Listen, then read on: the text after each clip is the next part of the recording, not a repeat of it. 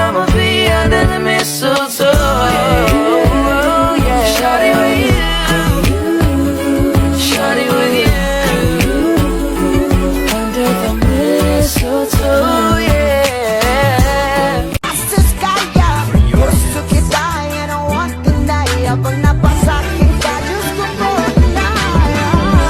Ako'y pinagpala, natagpuan ko na ang hinahanap kong dalaga. Siya ang Diyos niya, buhay ko. Diyos niya, buhay ko. Umagang-umaga nagbanata na, buti na lang andyan ka. Kasabay kang pumangan din nag-iisa. Amarin na, halika na at sumagat sa kama. Wala sa iyong ganda, tiray ko umarap mo. Nauna ka pa sa kape, may laway ka pa sa pisngi. Nawala ng pakialam mo naman masarap ka pa rin. Amarin na, ikaw lang ang katubi sa kama. Tulala sa iyong ganda, dalang sumaba ko. Nauna ka pa sa kape. Hello po. Ma'am, hindi po ba bag niyo po ito? Naiwan niyo po kasi sa bus kanina. Oo, yan pala yung naiwan ko kanina. Sabi ko na nga, be. Halika muna dito, pumasok ka muna.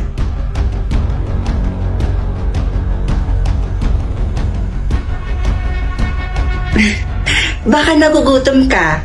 Gusto mo ba ibaghanda kita ng makakain? May mga niluto pa ako dyan, kakaluto ko lang. Ay, huwag na po kayong mag-abala, ma'am. Okay lang po ako. Hindi naman po ako nagugutom. Alam mo, ang swerte ko. Napakapalad kong tao dahil ikaw ang nakakita ng bag ko na yan. Alam mo, wala talaga akong masasabi sa'yo, kundi ang bait-bait mo. Sa totoo po niyan, ma'am, tinuruan po talaga kasi kami ng mga magulang po namin na kapag hindi po sa amin yung bagay, ibabalik po namin ito sa totoong may-ari. Ang swerte talaga ng mga magulang nyo sa inyo. Ako naman, yung mga anak ko, nasa abroad na sila lahat. Kaya madalas, nalulungkot ako dito. Huwag po kayo magkaalala, ma'am. Kapag hindi po ako busy, bibisita po ako dito sa inyo. Malapit naman po yung bahay namin dito eh. Talaga ba? Last week, nawala si Agatha. Tapos kahapon si Joyce.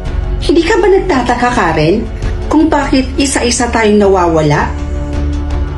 Simula nung makilala mo yung Lucy na yan, yung bago mong best friend, siguro na-obsess na talaga sa'yo yung babaeng yan. Ayaw na siguro ang may ibang umalibid sa'yo, kaya isa-isa na tayong tinutsugi. Sana ma-realize mo yun, Karen.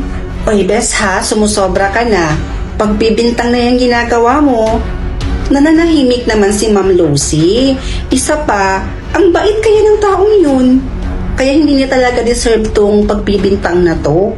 Oh, dito na pala. Bes, ibaba mo na ako dyan. Karen? Kanina pa kita hinihintay. Alam mo, ipinagluto kita ng paborito mong ulam. Kapag ako na ang nawala, yun na yung sign na totoo lahat ng sinasabi ko sa'yo. Alis na ako.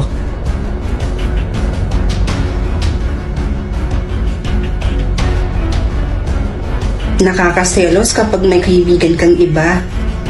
Gusto ko ako lang.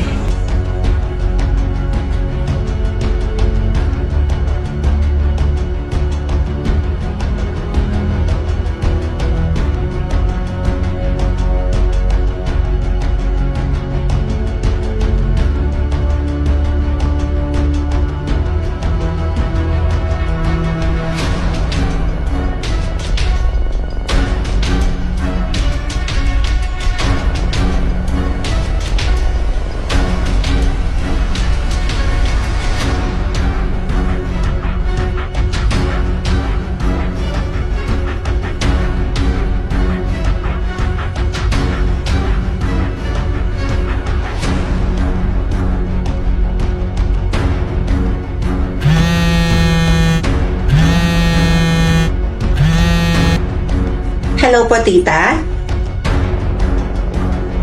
Si Pia ho? Actually, tita, kanina ko pa po siya gustong tawagan. Kaya lang, wala pong sumasagot sa cellphone niya. Ang akala ko ho, nandyan lang po siya sa inyo, busy. Magkasama nga po kami ni Pia, pero nung isang araw pa po, nung nagpahatid po ako sa kanya.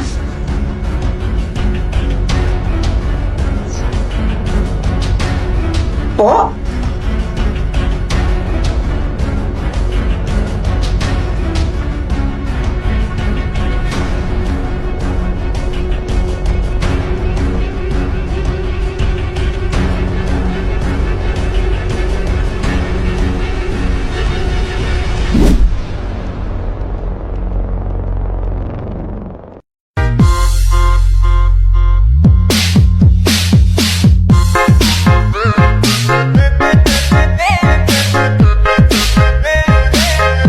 In 3, 2, 1, Bogs! Ang ganda!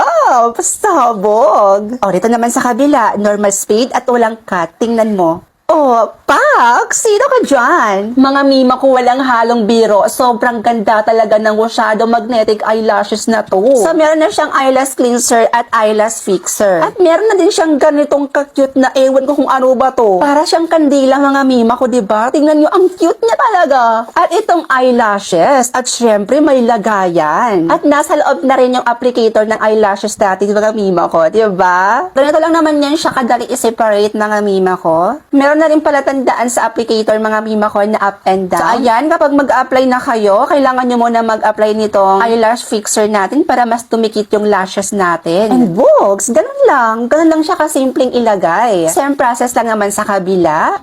And just like that, meron ka ng bonggang-bonggang lashes, mga mima ko. And mga mima ko, 2 lashes pala yung binili ko from Rosado. So ayan, isusuot ko na para may compare na natin doon sa naunang nagamit kong lashes kanina. Bogs, diba? Hindi siya ganun kakapal mga mima ko. Parang normal lashes mo lang siya mga mima ko kung titingnan. So ang nagustuhan ko dito sa Rosado mga mima ko, sobrang dali lang niyang i-apply at hindi siya mabilis matanggal. Diba? Tingnan nyo naman yan mga mima ko. Sobrang ganda. Perfect na perfect this holiday season. Sobrang worth it at magagamit din ng pangmatagalan. Mag-check out ka na hanggat maaga pa. Wow!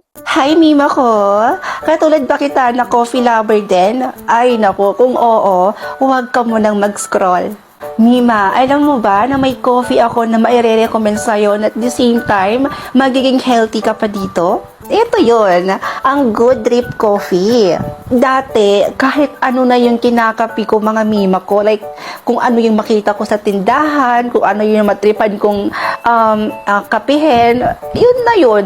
Pero nang dumating na sa buhay ko, itong coffee na Good Drip, ay naku mima, hindi na ako naghanap pa ng iba. Ang cute pa ng lagayan niya mga mima, no? Tingnan nyo yan. Ito, oh. Ang cute niya. Sobrang sulit na ng pera mo dito mga mima ko. Dahil 10 sachet na siya at mima ko hindi talaga tinipid. Tingnan nyo yan. Oh, ang kapal, diba? Ang dami ng laman. 10 sachet na to mga mima ko. Tapos macchiato pa yung kanyang flavor. Naku, mabrito ko talaga yon. At isa sa mga nagustuhan ko dito, meron siyang powered by glutathione like collagen, hyaluronic acid, and more to glowing your skin mima ko. Kaya kung ako sa'yo, habang nakikita mo pa yung yellow basket ko dyan, ibig sabihin, may stock pa. Alam nyo kasi, mabilis lang kasi maubos to eh. Click mo na tong yellow basket ko at mag-check out ka na. Go! Hi mga mima ko, sensitive ba yung skin mo katulad ko? At naghahanap ka ng babagay sa skin mo na lotion? Ay naku mima ko, sinasabi ko sa inyo, i-try nyo na tong Ishin Body Lotion na ginagamit ko everyday. Dahil itong lotion na to mga mima ko ay bagay na bagay sa skin nating mga sensitive skin. So bakit nga ba siya naging pwede sa mga sensitive skin mga mima ko? Ay nako, dahil lang naman sa mga ingredients niyang rosehip oil at alpha-arbutin na tumutulong mapaglowing at mapahealthy ang ating skin mima ko. At di lang yun mima ko dahil SPF 30 din ng Ishin Body Lotion mima. So pwede nyo rin siyang gawing sunscreen o diba? Pwede na siyang gawing lotion sa ating katawan at the same time pwede pa siyang maging sunscreen mima. Diba? Sobrang bongga ng lotion na to. Kaya kung ikaw ay sensitive skin din naman na katulad ko, aba, kunin mo na to mima. Mag-try ka na nito. Nilagay ko na to dito sa aking yellow basket para makapag-check out ka na. Go na mima ko. Wag mo na tong sayangin. Oh my God, be. Tingnan mo si Jessa. Nagsasalita siya mag-isa. Ay, naku, be. Baka naman ano lang yan. Lasing, di ba? Kilala mo naman yan si Jessa, di ba? May pagkakrung-krung yan. Be, hindi talaga. Tingnan mo, may paturo-turo pa siya. Oh, naku, natakot na ako dyan. Oo nga, parang may kausap talaga siya. Natatakot na ako para sa kaibigan natin. What if tumawag na kaya tayo ng doktor? Ganito na lang. Sundan natin siya kung saan siya pupunta. Kaya nga parang iwan. Oh, ayun naman siya. Sino naman ba kausap niyan? Oh, saan ka? Ay nako, sakto. Pupunta rin ako doon ngayon. Ano lang kaya? Kumain na lang kaya muna tayo. Sabi sa'yo, B.E. Malala na talaga yan eh. Tingnan mo, inaaya niya pang kumain. Be, kinakabahan na talaga ako para sa kaibigan natin. O siya, sige na. Sabay na tayo. Sige na, tara na. O, tara na. O, sige. Ay, tara na. Sundan natin. Jessa? O, bakit? Be, okay ka lang ba? Nagsasalita ka kasi mag-isa. Ano? Nagsasalita ako mag-isa? Oo, be. Naalala ko yung nasa CR ka tsaka doon sa court. Nagsasalita kang mag-isa. Hindi. Kausap ko si Gio. Yung bago kong kaibigan. Hindi totoo si Gio. Wala ka talagang kausap. Lahat ng yan, imahinasyon mo lang. Trust me, hindi totoo si Gio. At wala ka talagang kausap. Anong walang kausap?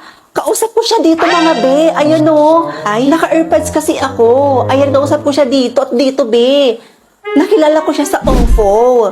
Alam niyo sa OFO, marami kayong makikilala doon. Maraming cute, gwapo. Ay, sorry be, naka-earpads ka pala. Sorry. Sinusundan niyo ko? Grabe, napaka-judgmental niyo ha. Palibhasa, wala kayong mga kaibigan eh. Eh kung mag-off na lang kaya kayo, makakilala pa kayo ng maraming kaibigan doon. Hindi yung buhay ko pa yung pakikialaman nyo. Lo, ikaw kasi kasalanan mo to.